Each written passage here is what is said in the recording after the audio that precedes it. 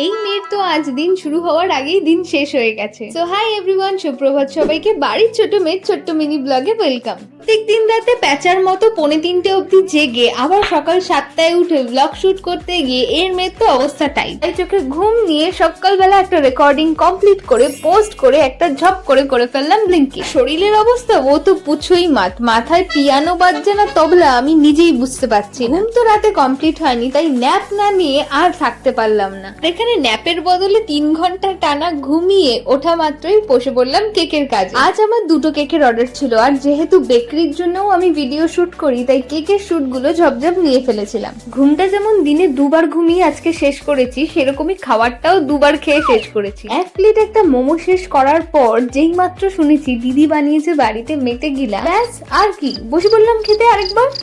দোষটা আমার না, দোষটা আমার মনের। খাবার দেখলেই মন সামলাই না।